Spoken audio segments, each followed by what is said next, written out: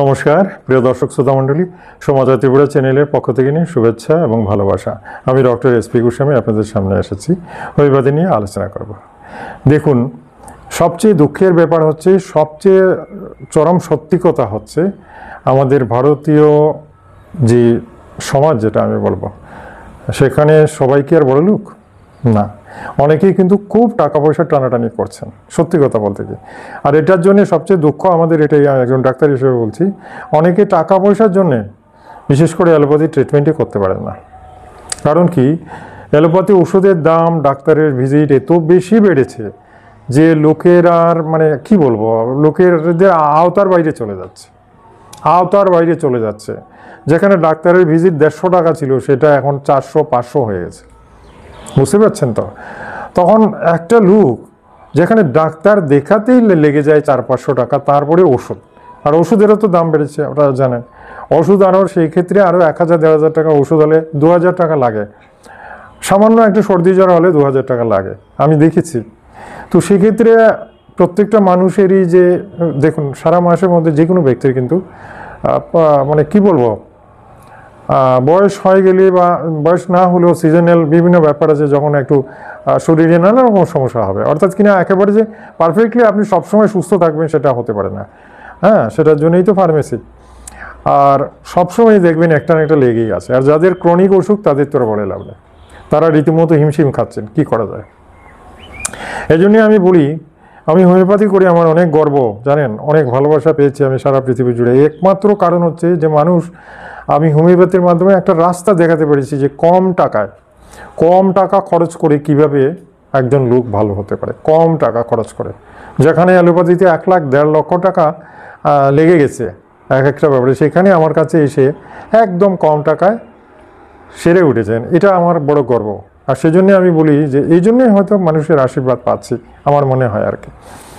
সে যাই হোক, আজকে যে ব্যাপারটা বলতে চাই, আমি আপনাদের একদম আপনজন কেউ সেটাই ভাববেন, এবং সেটাই আমি আপনাদের পাশে থাকার চেষ্টা করি, এবং আমি চাই একদম সৎভাবে আপনাদের ট্রিটমেন্ট করে, এবং আপনাদের একেবারে অনেক মানুষের অনেক সিরিয়াস অবস্থা আছে, সেই অবস্থাতেও যেন আমি হোমিওপ্যাথি দিয়ে অন্তত একটু রাস্তা দেখাতে পারি এবং আপনাকে সুস্থতার দিকে নিয়ে যেতে পারি। সেটা জটিল হোক, দুরারোগ্য হোক, বা ক্রনিক রোগ হোক, সব ক্ষেত্রেই কিন্তু কিছুটা সাফল্য আমাদের এসেই গেছে।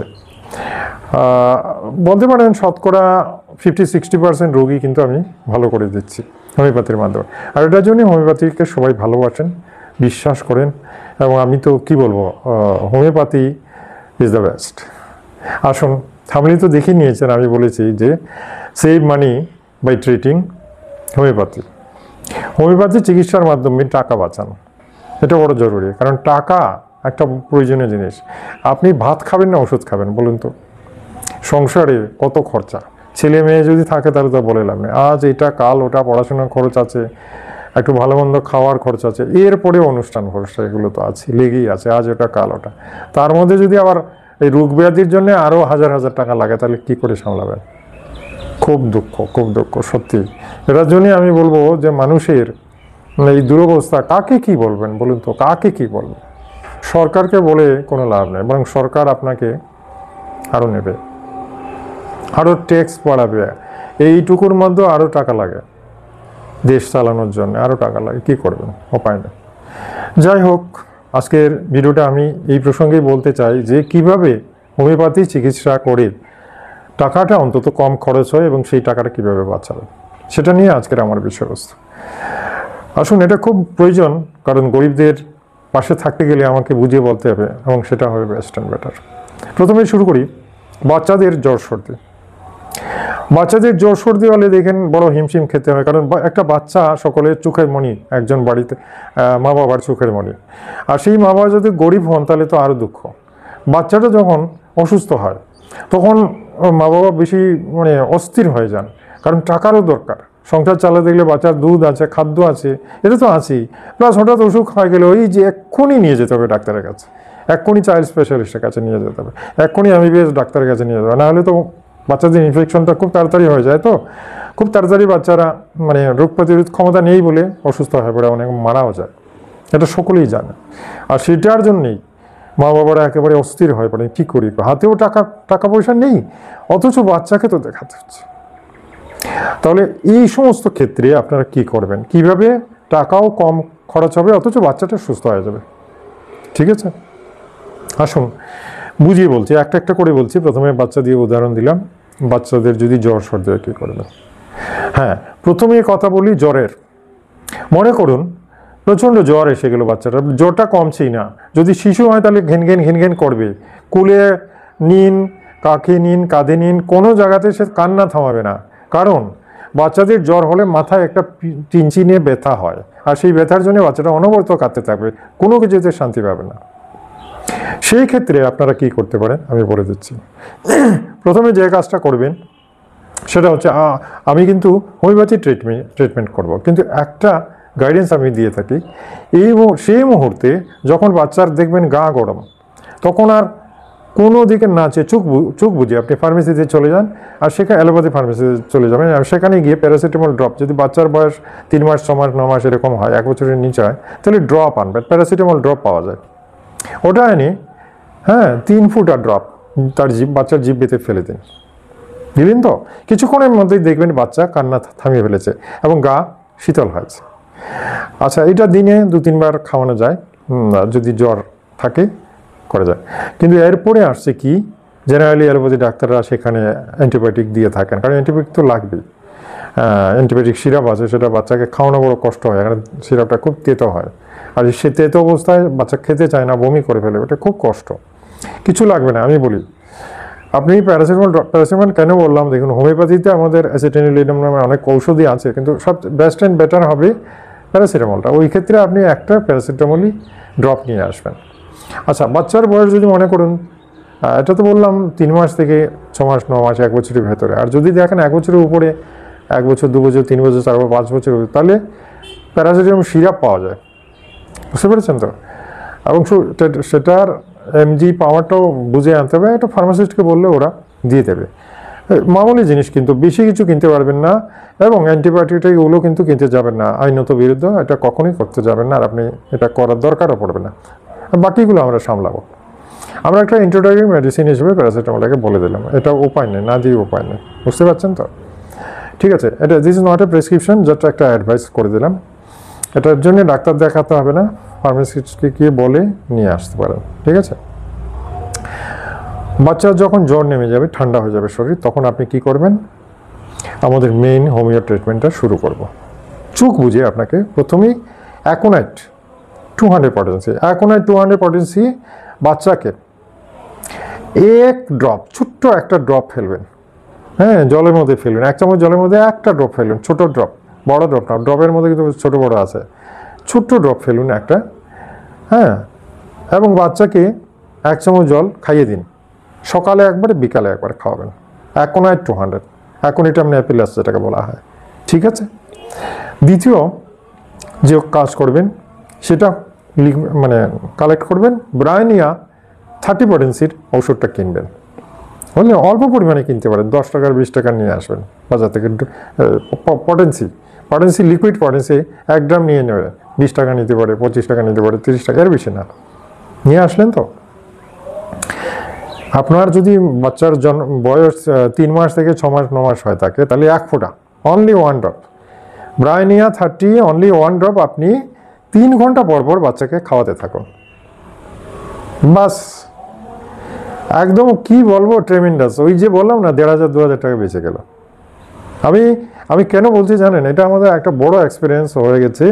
এরকম করে আমরা সব বাচ্চাকে সুস্থ করছি। আপনি বাড়িতে নির্দ্বিধায় খাওয়াতে পারেন, ভয় পাওয়ার কিছু নেই, আপনার বাচ্চাকে আপনি খাওয়াতে পারবেন, চাইল্ড স্পেশালিস্ট দেখাতে হবে না। কিন্তু তবুও তার মধ্যে একটা কথা রেখে দিলাম, মানুষের দেহ তো, যদি আমার এই ওষুধ খাওয়ার 1-2 দিনের মধ্যে বাচ্চা সুস্থ না হয়, তাহলে তো আর কোনো উপায় নেই, আপনাকে চাইল্ড স্পেশালিস্ট দেখাতে হবে। কিন্তু এটা জেনে রাখুন, এই যে ওষুধগুলো বললাম একদম সেফ মেডিসিন, বাচ্চাকে দিলে তার কোনো সাইড এফেক্ট হবে না, তার কোনো ক্ষতি হবে না, এবং this is the perfect medicine, এটা মনে রাখবেন। আর ডোজটা কিন্তু বাড়াবেন না, ঠিক আছে। আচ্ছা, তাহলে টাকা বেঁচে গেল, 1500 থেকে 2000 টাকা এখানে বেঁচে গেল, একমাত্র সিদ্ধান্তের জন্য, বুঝতে পারছেন তো। কারণ কি, গরিব ফ্যামিলি হলে দেখুন, এই যে 1500-2000 টাকা বাচ্চাটার জন্য সাথে সাথে খরচা করা, সেটা বিরাট ব্যাপার হয়ে যায়, হাতে অনেক সময় টাকাও থাকে না, বুঝতে পারছেন তো। ওকে, গেল একটা জিনিস। আসছি দ্বিতীয় আরেকটা রোগে। দ্বিতীয় আরেকটা রোগ কি? পেট খারাপ। পেট খারাপের মধ্যে অনেক কিছু হতে পারে, যেমন অ্যাসিডিটি, গ্যাস, বদহজম, এগুলোর জন্য লোকেরা যায়।